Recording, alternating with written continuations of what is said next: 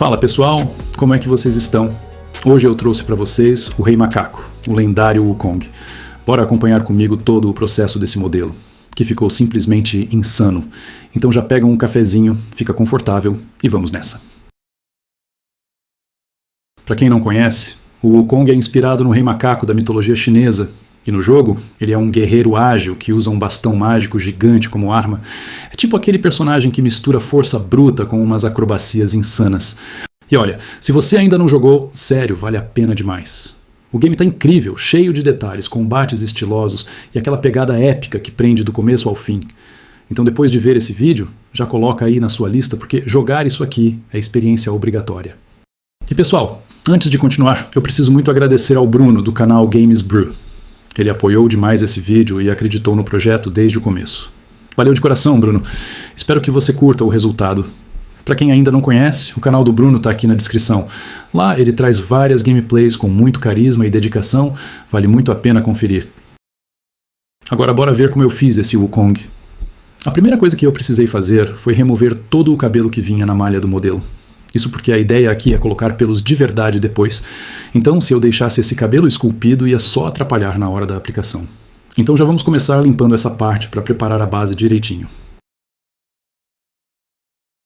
Dá só uma olhadinha nesse modelo 3D, simplesmente incrível e cheio de detalhes. Assim que a gente viu ele montado, já ficou claro. Esse aqui tinha muito potencial para virar uma peça épica. Agora que já está tudo montadinho no 3D, chegou a hora de preparar tudo no Voxel Dance Tango e mandar a nossa Saturn 3 trabalhar nesse modelo. Aqui vocês conseguem ver exatamente como eu organizei as peças dentro do software, e principalmente como ficou a configuração de suportes. E deixa eu falar uma coisa que faz toda a diferença. Vale demais investir um tempinho nessa etapa. É muito tentador querer correr logo para a impressão, mas quando a gente fala de um modelo desse tamanho, qualquer erro pode custar caro. Já pensou perder horas de impressão e um monte de resina só porque não teve paciência de posicionar bem os suportes? É frustrante demais. Enquanto a nossa Saturn 3 faz toda essa impressão, já podemos ir adiantando o próximo passo, buscar referências do Wukong. Eu gosto de usar o Pinterest para isso, porque lá você encontra de tudo, desde artes conceituais, ilustrações incríveis, até interpretações diferentes do personagem. É muito importante ter essas referências em mãos antes de começar a trabalhar na peça física, porque elas vão ajudar a gente a captar todos os detalhes, a personalidade e a essência do Wukong. Então, enquanto a impressora está fazendo a parte dela, a gente já se inspira e se prepara para levar essa escultura para o próximo nível. Uma coisa que eu gosto de fazer, e que já vou mostrar para vocês aqui na prática, é pegar uma foto do Wukong e abrir direto no Photoshop. Primeiro, eu seleciono as regiões que me interessam. Por exemplo, a pele, as roupas, o bastão, detalhes do cabelo. E vou analisando cuidadosamente as cores de cada área. O que eu faço é pegar essas cores e criar pequenas amostras, porque isso me ajuda a entender a variação de tons dentro de cada região. Enquanto eu faço isso na tela, vocês conseguem ver como eu vou clicando, selecionando e pegando os tons mais claros, médios e escuros de cada detalhe. É quase como montar um mapa de cores da peça, uma paleta personalizada, que depois vai servir de guia para todas as misturas de tinta que vou preparar. Esse passo é super importante, porque garante que quando a gente for pintar a escultura de verdade, as cores vão ficar harmoniosas e realistas, sem surpresas. Além disso, enquanto você faz esse processo, dá para perceber pequenas nuances que muitas vezes passam despercebidas, só olhando rápido a foto. Detalhes sutis de sombra, luz, reflexos. Tudo isso ajuda a planejar melhor a pintura e economiza bastante tempo depois, evitando tentativas e erros. Vamos sair agora do digital e começar a mexer na peça física. Bom, agora sim, vamos para a parte do acabamento. Mas antes mesmo de pensar em pegar a lixa, eu gosto de reforçar toda essa estrutura por dentro. Então o que eu fiz aqui foi revestir todo o interior da peça com ferro, colocando várias camadas até criar uma base bem resistente. Pode parecer um detalhe, mas essa etapa é fundamental. Antes de pensar na beleza da pintura ou no acabamento final, a gente precisa planejar a estrutura da peça. É isso que garante firmeza, durabilidade e também facilita muito na hora da montagem. Afinal, não adianta nada ter um visual incrível por fora se a peça não tem resistência por dentro. Esse reforço com ferro deixa tudo mais sólido e estável, evitando que partes se soltem ou que o encaixe das peças fique comprometido. É como preparar o esqueleto da escultura, uma fundação forte para depois a gente poder focar tranquilo na parte estética, sabendo que a base já está garantida. Agora eu estou lixando e dando acabamento nas peças. Para muita gente que acha que tudo sai perfeito da impressora, não é bem assim. Mesmo usando uma impressora de resina, ainda existe bastante trabalho de acabamento. E no caso dessa peça aqui, a coisa complica ainda mais, porque ela não cabe inteira na mesa de impressão. Então eu precisei dividir em várias partes. E agora, algumas delas vão ter que ser fundidas depois. Esse processo exige paciência, porque além de remover as marcas de suporte, é preciso alinhar bem cada emenda para que o resultado final fique limpo, sem aquelas linhas aparentes que entregam que foi uma impressão em partes. É realmente um trabalhão, mas é um daqueles passos que fazem toda a diferença lá no final, quando a peça estiver montada e pintada. Quem vê pronta, muitas vezes nem imagina quanto esforço tem aqui por trás. É importante também montar e desmontar várias vezes durante essa etapa. Isso ajuda a testar os encaixes e garantir que tudo esteja no lugar certo antes de fazer a fusão definitiva. Além disso, é nessa hora que a gente percebe se alguma parte precisa de mais lixamento, ajuste ou reforço. Outra coisa essencial é testar a resistência. Não adianta a peça estar bonita se na hora de encaixar ela quebra ou fica bamba. Então eu vou montando, pressionando levemente, vendo se suporta o peso e se as partes se alinham corretamente. Esse processo de repetir várias vezes pode parecer cansativo, mas evita muita dor de cabeça depois, quando a peça já estiver colada e não tiver mais como corrigir. É como uma simulação final antes da montagem oficial. Agora sim, iniciamos a etapa da pintura. E como sempre, a primeira coisa que eu faço é aplicar o tom base em toda a peça. Essa camada inicial é fundamental, porque vai servir como alicerce para tudo o que vem depois. Nas partes metálicas, eu começo aplicando um preto mais brilhoso. Esse preto não é por acaso. Ele vai ser a base perfeita para receber os efeitos metálicos que vamos trabalhar futuramente. Quanto mais bem preparada estiver essa base escura, mais realista vai ser o resultado final, porque é ela que vai dar profundidade e permitir que o polimento traga aquele brilho intenso de metal de verdade. Então, caprichar nessa preparação é essencial.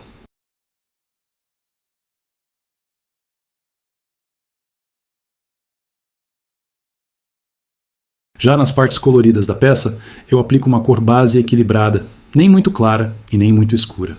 Essa escolha é estratégica. Se a gente começa muito claro, depois fica difícil dar profundidade nas sombras. Se começa muito escuro, o destaque da iluminação não aparece. Com um tom intermediário, conseguimos trabalhar com muito mais liberdade, tanto o sombreamento quanto os pontos de luz, criando contraste e vida para a escultura. E como essa peça tem muitos detalhes, é super importante já ir marcando desde cedo quais áreas vão receber cada cor. Isso evita confusão mais para frente e deixa o processo de pintura bem mais organizado. É como traçar um mapa da peça.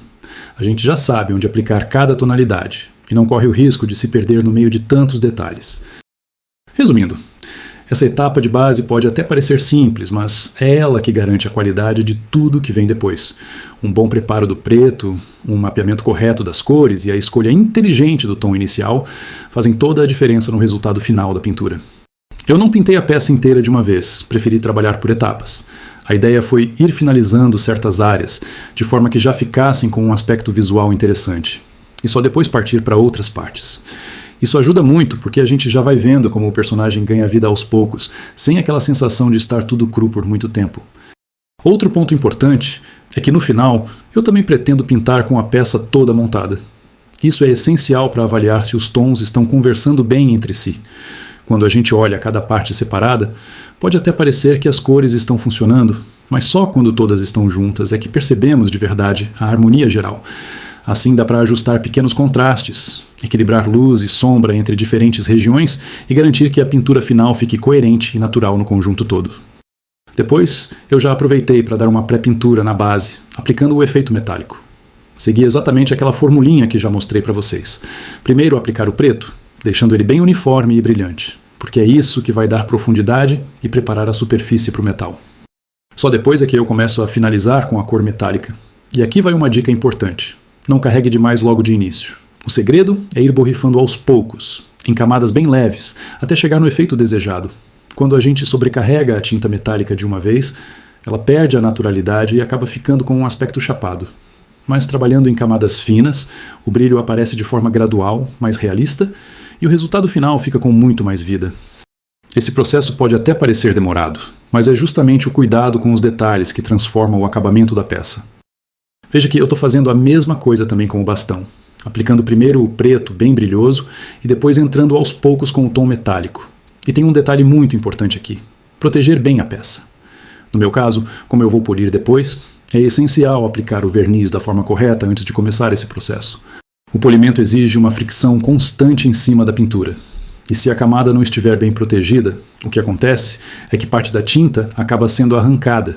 Isso gera retrabalho, desperdício de tempo e pode até comprometer o acabamento final. Então não pule essa etapa. O verniz aplicado com calma e de forma uniforme garante que a pintura fique protegida, que o polimento valorize o efeito metálico e, principalmente, que o resultado dure mais tempo sem desgaste. Vamos aproveitar agora para pintar o icônico porongo do nosso Wukong. Eu acredito que foi uma escolha muito boa investir nessa parte também, porque o porongo traz muita personalidade e reforça imediatamente a lembrança do personagem. É um detalhe que parece pequeno, mas que faz toda a diferença no conjunto final. Aqui eu já fui direto para o aerógrafo, começando com o tom base. A ideia foi deixar essa primeira camada bem uniforme, e em seguida puxar um tom mais acetinado, que dá uma textura visual muito próxima do material real. Esse acabamento acetinado já começa a trazer profundidade e cria uma base perfeita para a etapa seguinte. Também aproveitei para selar bem a pintura desde já, porque mais para frente o porongo ainda vai receber as linhas e a redinha na parte de baixo. E para essa parte eu optei por usar materiais reais, justamente para aumentar o realismo da peça. Então quanto melhor for o preparo agora, mais natural vai ficar o resultado depois. É um detalhe que exige atenção, mas no final transforma muito a leitura do personagem. Bom, agora vamos partir para o busto do Wukong. Essa peça aqui ficou realmente grande e extremamente pesada. Eu nem cheguei a pesar a peça inteira ainda, mas só de pegar já dá para perceber que deve ter mais de 5 quilos facilmente. E eu arriscaria dizer que o Wukong completo, com todas as partes, deve passar facilmente dos 10 quilos. É realmente uma peça bruta, que já impressiona só pelo tamanho e pelo peso. Aqui no busto, vamos repetir basicamente os mesmos passos que fizemos na braçadeira. Aplicar os tons base, começar a trabalhar alguns pequenos efeitos, mas sem avançar demais. O objetivo é manter a pintura preparada para que, mais para frente, a gente consiga continuar trabalhando com a peça já montada. Isso é importante porque, com uma escultura desse tamanho, ter a possibilidade de visualizar o conjunto completo durante a pintura ajuda muito a se ajustar os tons, a harmonia das cores e o contraste geral da peça. Uma coisa que eu tenho valorizado bastante nesse projeto é justamente manter um processo consistente. Quando a gente tem um passo a passo bem definido e segue uma linha de raciocínio lógica, fica muito mais fácil obter resultados confiáveis. Nem sempre estamos no nosso melhor dia ou com a criatividade a mil, e isso pode afetar a qualidade da pintura se não tivermos um método. Mas ao estabelecer um processo claro e seguir cada etapa, conseguimos manter consistência mesmo nos dias em que estamos mais cansados ou menos inspirados. Então aqui, enquanto aplico os tons base do busto, estou pensando tanto na estética quanto na estratégia, onde cada cor vai, como os efeitos vão se sobrepor, quais áreas precisam de mais atenção e quais vão receber detalhes depois. Essa preparação cuidadosa garante que a pintura final fique equilibrada, mesmo quando a peça estiver completa e montada. Além disso, trabalhar com peças grandes como essa exige paciência. Cada camada precisa ser aplicada com atenção, cada efeito precisa ser dosado, porque qualquer erro se amplia pelo tamanho da escultura. Por isso, manter o foco no processo, no passo a passo, e em como cada etapa se conecta com a próxima é essencial para não se perder ou comprometer o resultado final. À medida que eu fui encaixando as partes e pintando com a peça já montada, foi só aí que caiu a ficha de quão bruta e especial essa escultura realmente é. É impressionante ver tudo junto, os detalhes, o tamanho, o peso. Realmente dá uma sensação de que estamos lidando com algo muito maior do que imaginávamos. É uma peça que transmite presença só de estar completa. E isso faz toda a diferença na hora de trabalhar nos detalhes. Como eu havia comentado antes, a partir desse ponto eu preferi pintar parte da armadura com a peça já montada. Isso ajuda muito a equalizar melhor as cores, porque você consegue ver como cada tom interage com os outros e como os efeitos de luz e sombra se comportam no conjunto todo. Pintar com a peça montada dá essa perspectiva que é impossível de obter trabalhando com as partes separadas, e é justamente essa visão do conjunto que garante que a pintura final fique harmoniosa e equilibrada. A partir daqui eu comecei a focar mais na cabeça do Wukong, porque ela é essencial para trazer realismo à peça. Quando a gente olha para um objeto que se assemelha a um ser humano, naturalmente nossa atenção vai para os olhos e o rosto. É algo instintivo, então essa parte precisa ser mais do que apenas caprichada. Vamos rapidinho para o computador. porque muitos de vocês têm me perguntado nos comentários sobre os tons que eu uso para pele e rostos, e vou dar uma explicação básica de como penso na escolha dessas tonalidades e na preparação das cores. Aqui eu estou mostrando como representar as cores primárias agindo sobre o branco. O quadrado branco representa um branco puro, sem diluição, e as demais cores, vermelho, azul e amarelo, eu vou adicionando aos poucos, controlando a quantidade e a diluição conforme necessário.